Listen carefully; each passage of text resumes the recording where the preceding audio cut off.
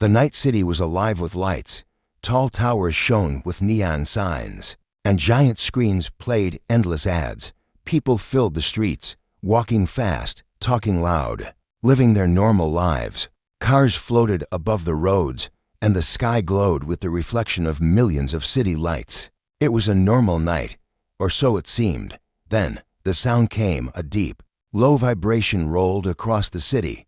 Windows shook, glasses rattled in the restaurants. People stopped walking, heads turned to the sky. It was not thunder, it was not an airplane, it was something far bigger, far stranger.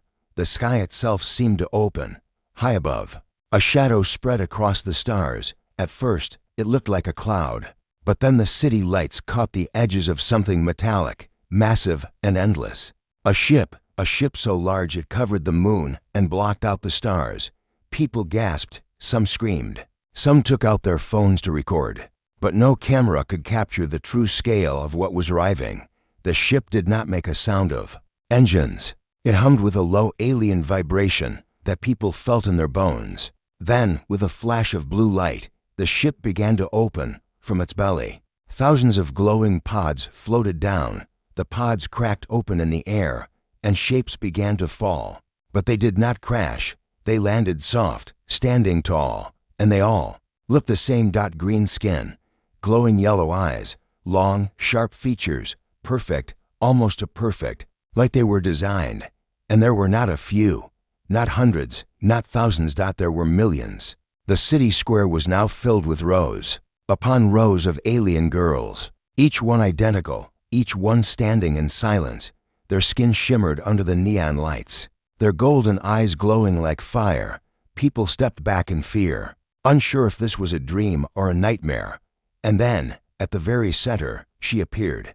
The queen. She was taller, stronger, and more elegant than the rest. Her dress was not armor, but something glowing, alive, wrapping around her body like a second skin.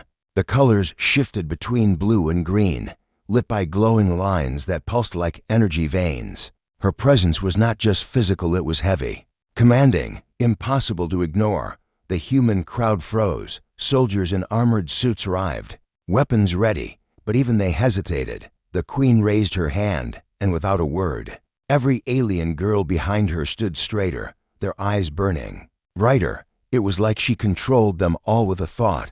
The soldiers aimed their rifles, but something told them firing was useless. These were not normal enemies. This was not a normal invasion. The queen's eyes scanned the humans.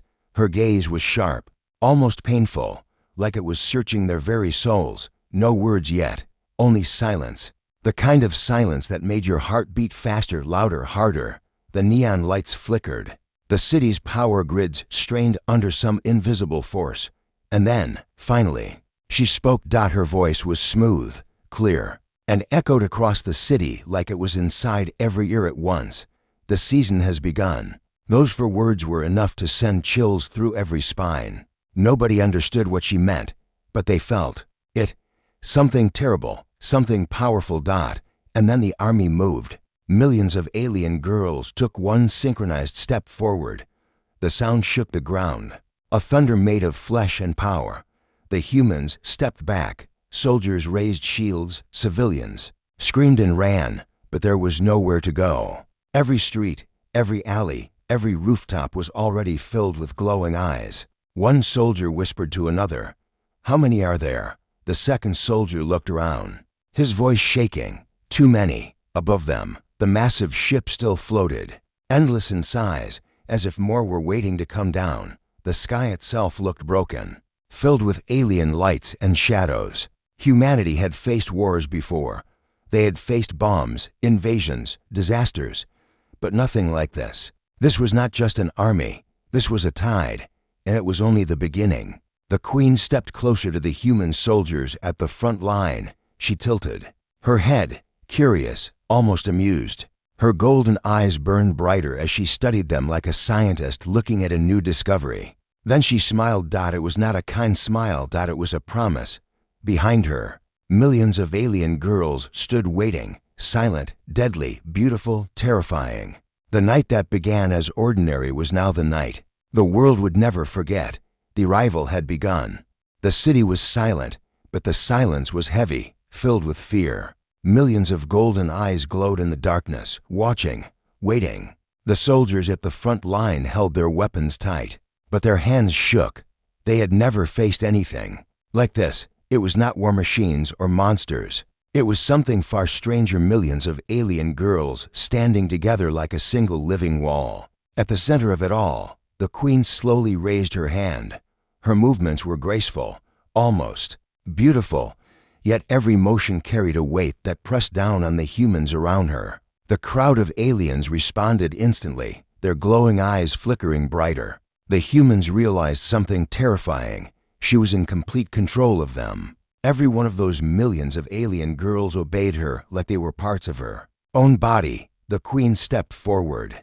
The soldier's armor lights reflected off her strange glowing dress, which shimmered like liquid metal and pulsed with energy. Her golden eyes locked onto the soldiers, and for a moment, it felt like the whole world was holding its breath. Then she spoke again. Her voice was not loud, but it carried everywhere, echoing inside the minds of every human in the city. "The season has begun," she repeated, and this time her words carried more meaning. Her tone was calm, but underneath it was something dangerous, something primal. People in the crowd whispered to each other, trying to understand.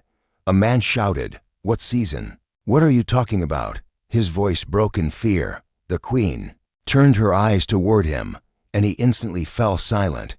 Her stare was enough to steal the sound from his throat. The ground shook as her army took another step forward. The synchronized stomp was louder now, closer, vibrating through the streets. Neon signs flickered and buzzed as if the city itself could not stand the pressure. Soldiers shouted commands, but their voices sounded small compared to the alien march. The queen finally explained. Her voice was smooth and cold, like ice sliding across glass. "Every 1,000 years," she said, "our kind must choose the strongest, the bravest, the most worthy. Your world has been chosen. Your men will be tested. Those who survive will be taken." The humans froze in disbelief. The words hit harder than bullets.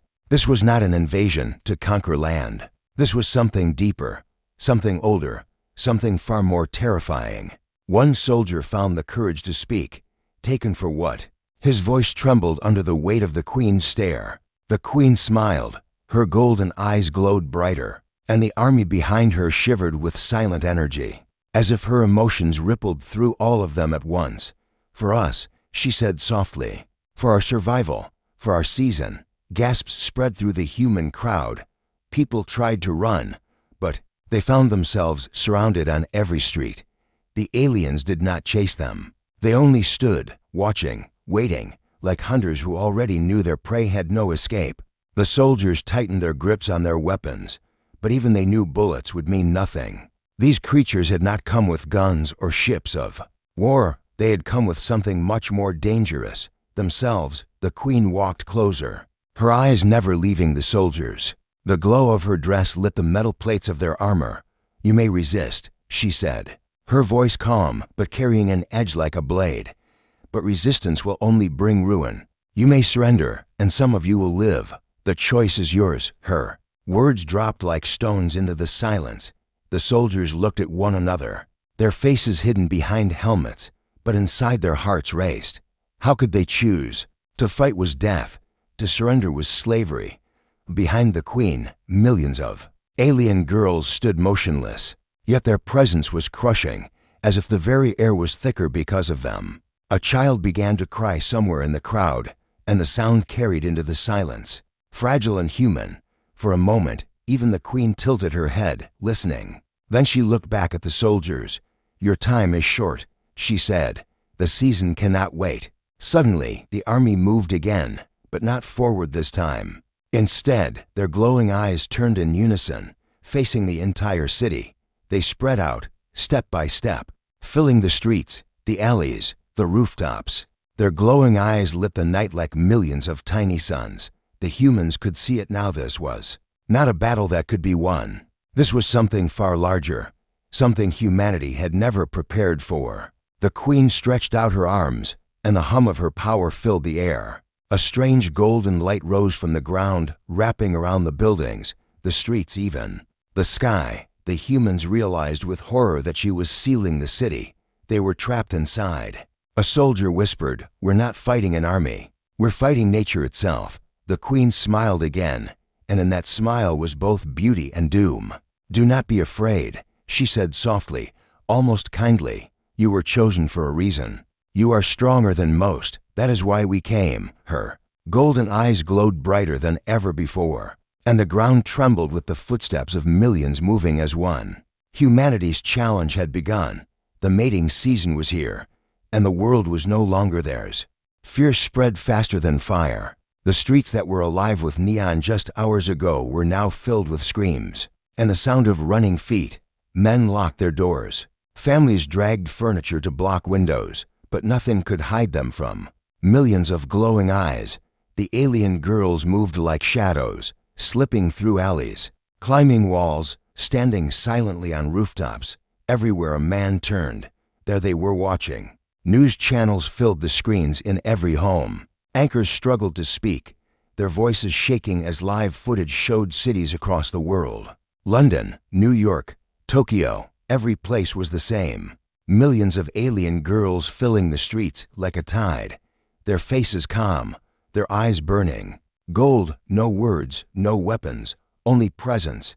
A presence so strong it broke human courage like glass. Governments shouted orders, but radios filled with static whenever the aliens drew near. Helicopters rose into the air, but one glance from the queen's glowing eyes sent them spinning out of control. Tanks rolled through the streets, but the aliens moved around them like water flowing past rocks. Soldiers fired, but bullets stopped in mid-air, frozen by some invisible force. It became clear resistance was not only useless, it was impossible. Men everywhere began to feel something strange, fear. Yes, but not only fear, a pull, a pressure inside their heads, inside their hearts. The aliens did not touch them, yet it felt as if invisible hands reached for their souls. Some men collapsed where they stood, clutching their chests. Others tried to run, but found their legs carrying them toward the glowing eyes instead of away. Something unnatural was happening, and no one could fight it. In one small apartment, a young man named Daniel pressed his back against the wall, sweat pouring down his face. His sister cried beside him, clutching his arm. Outside the window, 3 alien girls stood in the street, staring up, their eyes glowing like fireflies. Daniel's breath shook. He whispered, "They're not moving, they're just waiting." His sister sobbed harder. Across the world, stories like Daniel's repeated again and again. Fathers hid in basements, sons begged for help, mothers tried to shield their families, but the aliens were not after them, only men, only the ones who would be tested. The queen's voice echoed across the cities once more, calm and powerful. "Do not hide, do not run. The season is not your enemy, it is your test. Come forward, or be taken by force." The words entered every home, every ear, every mind. Some men broke instantly, stepping out into the streets, their eyes wide, their bodies trembling. The alien girls moved toward them slowly, surrounding them with glowing stares. No one could see what happened next, because a golden mist rose around them, hiding everything. When the mist faded, the men were gone. Those who resisted trembled even more. The unknown was worse than death. In military command centers, generals argued, shouting about nuclear strikes, chemical weapons, anything that could stop the tide. But deep down, they all knew. You cannot bomb the sky when the sky itself bends to your enemy's will. You cannot shoot an ocean when every wave is alive. Humanity was trapped in a game it did not understand. In one corner of the world, a soldier stood alone, his weapon shaking in his hands. An alien girl approached him, her golden eyes fixed on him. He shouted, "Stay back." His voice cracked, his hands trembled, but she did not stop. She reached out her hand, slow and calm, and in that moment he felt his body betray him. His heart pounded, his mind screamed, but his hand moved on its own. He lowered his gun. She touched his face gently, and he fell to his knees. Behind her, dozens more aliens stood watching. None spoke. None needed to. The queen watched from the heart of the city, her gaze reaching farther than human sight. She felt the fear, the panic, the chaos, and she smiled. This was how it always began. 1,000 years of waiting, 1,000 years of silence. Now the season had returned, and humanity was chosen. A boy no older than 16 ran through a dark street, his footsteps echoing. Behind him, rows of glowing eyes followed, never rushing, never tiring. He tripped, fell hard, and when he looked up, they were already there. A circle of alien girls, standing over him. He screamed, but the sound was swallowed by the night. Everywhere, the same story played. Men running, men hiding, men falling into golden eyes. Humanity was being tested, one soul at a time, in every corner of the Earth. In the city center, the Queen raised her arms again, and her army froze in perfect stillness. She spoke once more, her words heavy as stone. Your fear is your weakness. Your desire is your cage. Only those who break free will survive. No one knew what she truly meant, but everyone felt the truth in her voice.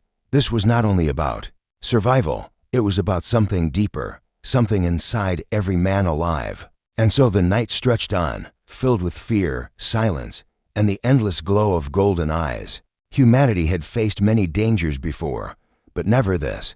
This was not a war. This was a season, and it was only just beginning. The night was heavy with silence, but it was not the silence of peace. It was the silence of fear. The streets were lined with glowing eyes, millions of alien girls standing motionless like statues. Above them, the massive ship still floated, casting its shadow across the earth. Humanity waited for something to happen, but no one knew what. Every second stretched like an eternity. Then the Queen moved. Her steps were slow, steady, deliberate.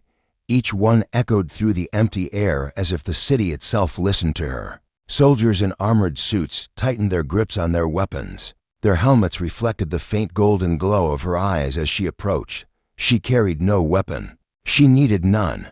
Her presence alone was heavier than any army. The soldiers at the front of the line froze when she stopped before them. She was close now, so close they could hear the faint hum of energy pulsing through her glowing dress.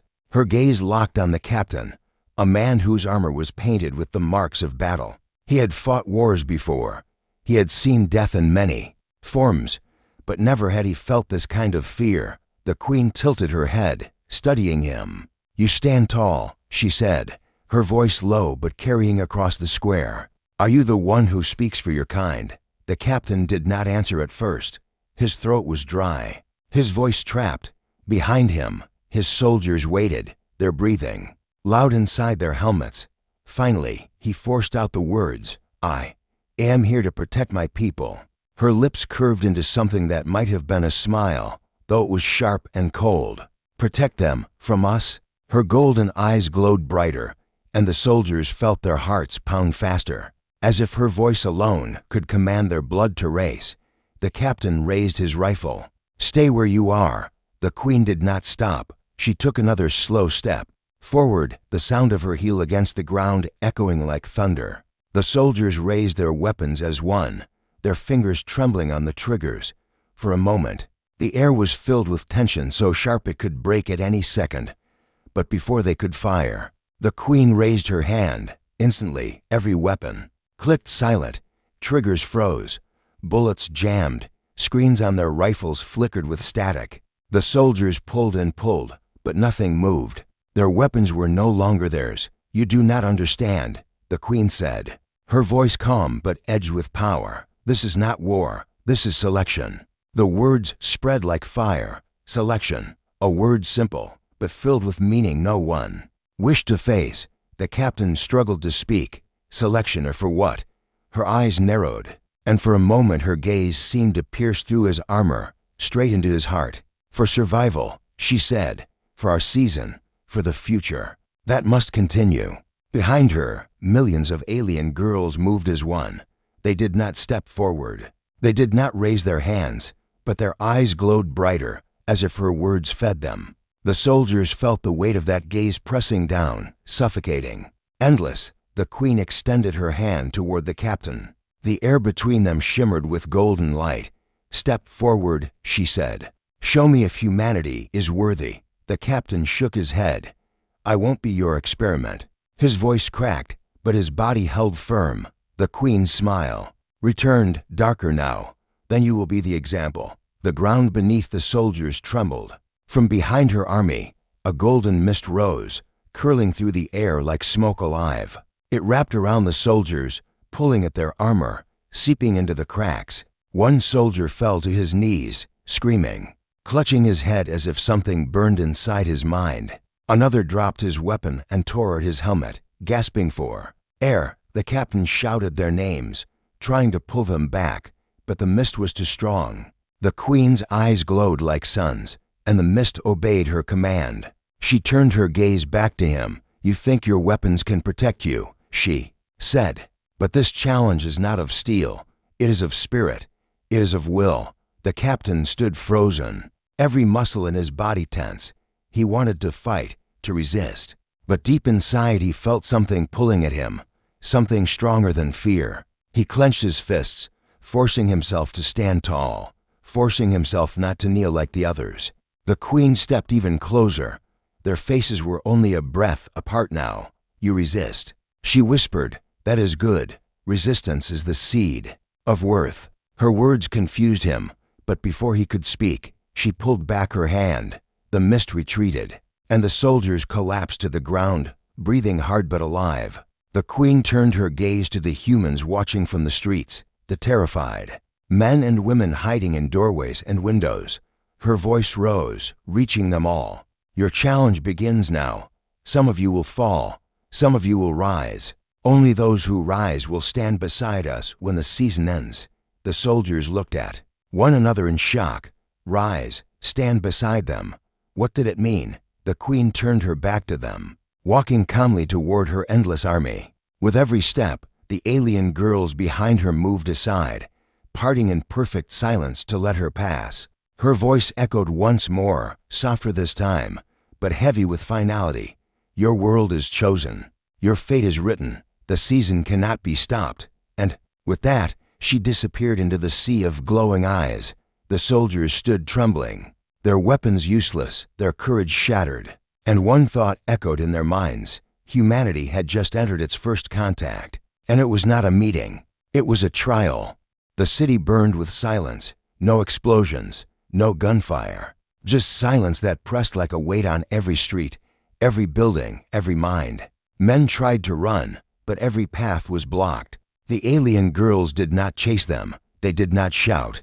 They only appeared at the end of every alley, on every rooftop, waiting, watching. Their glowing eyes lit the dark like stars, millions of suns staring down on humanity. Some humans tried to escape by car, but the engines stalled as soon as the aliens drew near. Others tried to fly, but their aircraft spiraled down as if the sky itself refused to let them go. Every attempt ended in failure. It became clear there was no escape. The city itself had become a cage. Inside an abandoned subway station, a group of men huddled together. Their breaths were heavy, their faces pale. One of them whispered, "They don't even have weapons, so why can't we fight them?" No one answered. They all remembered the same thing, the bullets that froze in midair, the tanks that became useless, the ships that fell from the sky. It wasn't just power. It was control, absolute control. Above, the queen stood on the steps of a tall building, her glowing dress flickering with waves of golden light. Her eyes scanned the streets, seeing everything, feeling everything, with each movement of her hand. The alien girls across the city shifted as one, spreading further, surrounding more humans. The world was her board, and humanity was the game. Peace from the windows. Terrified civilians watched as the army of alien girls moved like water through the streets. They never broke formation, never lost rhythm. They were endless, like a tide rolling in. Impossible to stop. Children cried in their parents' arms. Fathers tried to stay strong, but fear cracked through their voices. Mothers whispered prayers, though deep down, they knew prayers would not be heard tonight. The queen spoke again, her voice carried by the strange energy that lived in the air. It was not sound but something deeper, something that reached inside the human mind. Do not waste your breath with escape. The season will find you. The season will test you. The season will claim what it desires. Her words slithered into every ear, every heart, Men felt their chests tighten, their hands shake. Even the strongest among them began to feel at the pull, the invisible force that dragged at their souls, calling them closer to the golden light. Some tried to resist, some gave in, and when they gave in, the mist rose, that golden mist, soft and glowing, wrapping around them like a cocoon. When it faded, they were gone. In the subway, Daniel clenched his fists. His sister begged him not to go outside, but he could feel it pulling at him. The glow in the distance, the whisper in his head. It wasn't just fear anymore. It was something else, something strange, something dangerous, but something he couldn't ignore. He bit his lip until it bled, forcing himself to stay in the dark corner. But he knew he couldn't hide forever. Above ground, soldiers regrouped, trying to form a plan. "We need to hit their leader," one said. "Cut off the queen, maybe the rest will fall." But even as he spoke, he doubted his own words. Could something that powerful be stopped at all? The queen seemed to hear them, even from a distance. Her golden eyes turned toward the soldiers, though she was miles away. She smiled, a smile that was both beautiful and cruel. "Strike at me if you wish." Her voice whispered across their minds. "It will only prove your weakness." The soldiers froze. None fired, none moved. It was like she had stolen there. Well, before they even raised their weapons, night stretched on, and the fear grew thicker, heavier. Some men began to walk into the streets on their own, their eyes wide, their steps slow. They moved as if sleepwalking, drawn to the glowing stairs. Their families screamed, begged them to stop, but nothing could hold them back. The alien girls surrounded them, their golden eyes glowing brighter. The mist rose once again, and when it cleared, the men were gone. The queen raised her hands high above her head, and her army froze in place. The ground trembled as if the earth itself listened to her command. Then she spoke again. "This is not conquest, this is selection. The weak will vanish, the strong will endure. But strength is not what you think it is." The words echoed across the silent streets. What did she mean? What kind of strength? Somewhere deep inside, humans began to realize the truth. This was not about weapons, not about fighting, not about armies. This was something older, something primal. A test not of body, but of spirit. And yet, no one knew how to win. Daniel, still hiding underground, pressed his forehead against the cold wall. He whispered to himself, "What do they want from us?" His sister clutched his arm, her eyes wide. With fear, she had no answer. No one did. Above, the queen closed her eyes, and the city pulsed with golden light. The alien girls shifted once more, covering every corner, every shadow, every escape. Humanity was trapped in the largest game it had ever faced, and the rules were still unknown. The suspense hung heavy. No one could sleep. No one could breathe without fear. The world had changed in one night, and the truth was clear. The season had only just begun, and humanity had not yet seen the true shape of the test. The night dragged on, long and endless. The cities of Earth no longer belonged to humans. Every street, every corner, every rooftop glowed with golden eyes. The alien girls stood in silence, but their silence was louder than screams. Humanity could not sleep. Humanity could not move. Humanity could only wait.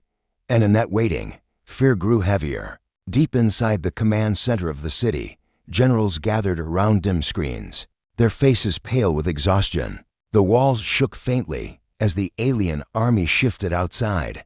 A young officer whispered, "We can't win this, not with guns, not with bombs." His voice cracked under the weight of hopelessness. The commander slammed his fist on the table. "Then what do they want? Why here? Why us?" His words were desperate, but no one answered. No one had answers anymore. Far above them, in the highest tower of the city, the queen stood at the edge of a balcony. Her dress shimmered like liquid light, glowing softly against the night sky. She gazed down at her endless army, then lifted her hands slowly. The alien girls all turned their heads in the same direction at once. Millions of glowing eyes pointed toward the humans hiding in their homes, their shelters, their dark corners. The queen smiled. "This world will bend," she whispered to herself. Her voice carried on the golden mist, "and when it bends, it will break." Her words were not just for her army, They slid across the city like a whisper of the wind, finding their way into human minds. Daniel, hiding in the subway with his sister, jolted as he heard the voice inside his skull. His sister gasped, clutching her ears, though there was no sound. The Queen's words were everywhere at once. "Do not fool yourselves," she said. "This is not for love. This is not for peace. This is not for war. This is survival. And survival has no mercy." Her truth chilled the world. The humans had thought maybe this was some strange ritual, some ancient alien tradition that demanded partners, but now they saw the cracks in that idea. This was more. This was not just survival. It was domination, a way to erase weakness, to reshape humanity into something else. On the subway, Daniel whispered, "She doesn't just want us. She wants to control us." His sister nodded silently, her eyes wide with terror. The Queen's army began to move again, not marching this time, spreading. They entered buildings, standing silently in hallways, in bedrooms, in stairwells. They filled every space, turning cities into living cages. They did not attack.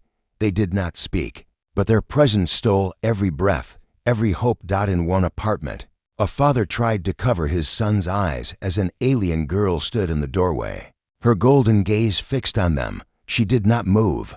She did not blink. Hours passed, and still she stood, waiting. The father's strength broke. He fell to his knees, sobbing, as if the silence itself was torture. The alien girl only tilted her head, watching him collapse. The Queen watched it all through the golden mist that connected her to every soldier. She could feel their emotions. She could taste the fear of the humans. Every tear, every scream, every collapse fed her power. The mating season was only the surface. The true plan was beneath. Her voice spread again, wrapping around the city. Like chains, we do not need all of you. We need only the strongest. The rest will fall, and their fall will feed us. The words shattered what little courage remained. Men realized what she meant. This was not about numbers. This was about filtering, selecting, reshaping. A test not to preserve humanity, but to break it down and rebuild it into something new, something she could control forever. The commander in the bunker slammed the table again. "She's thinning us out," he whispered. "She's using the season as a weapon." His face grew pale. "And we're already losing."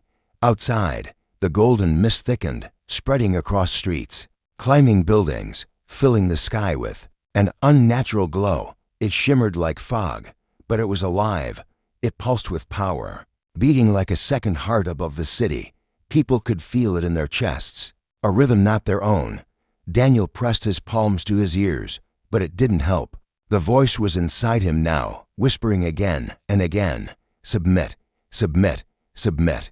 His sister shook him, crying, but he could barely hear her. His body trembled, pulled toward the glow, his will cracking with every second. The Queen opened her arms wide, and her voice thundered across the city. "This is the hidden truth of the season. It is not your choice. It is not your freedom. It is your fate. The weak will kneel, the strong will serve, and all will belong to me." Her words rang like prophecy, sealing the truth. Humanity was not chosen for honor. Humanity was chosen because they could be bent, reshaped, controlled. The alien girls lifted their heads in unison, their golden eyes shining brighter than ever. The streets glowed as if the city was sinking into a golden sea. Humanity looked on in terror, realizing that every step, every breath, every moment since the arrival had only been part of her greater plan, and the plan was working. The night was no longer a night. The sky itself glowed gold, painted by the mist that poured from the alien ship above. Stars were gone. The moon was hidden. Only the endless shimmer of alien light remained. Below, humanity knelt in silence, broken, trembling, or hiding in fear. The world was no longer theirs. It belonged to her. The Queen stood at the center of the city, her arms lifted, her golden eyes burning brighter than the towers that once lit the skyline. Round her, millions of alien girls stood still as statues, waiting for her command. The air pulsed with energy, heavy, alive, suffocating. Daniel could feel it even in the dark subway tunnel where he hid. His sister clung to him, whispering prayers, but his heart beat so loud it drowned out her words. The Queen's voice filled his Head again, steady, unshakable, unstoppable. The season is not mercy, it is destiny. And destiny has no escape. He pressed his palms to his ears, but nothing could block it. The voice was inside him. It was inside everyone. Men across the city shook, some collapsing, some stepping into the streets with glassy eyes, pulled like puppets toward the golden glow. Above, the ship opened wider, its core burning with light. A column of golden energy descended, striking the ground before the queen. The mist swirled, thick and alive, wrapping around her like a crown. She stood taller, her power growing. With every second, the sight made soldiers fall back, some dropping their weapons, their courage gone. One soldier, trembling but still standing, shouted, "Why us? Why Earth?" His voice cracked with fear. The queen turned her gaze toward him, and the mist parted, to reveal her face clearly. She smiled, and the smile was colder than death. "Because you are strong enough to resist, but weak enough to break." Her answer crushed every last hope. Humanity had not been chosen for greatness. Humanity had been chosen because it could be bent. The ground shook as the alien girls took a single synchronized step forward.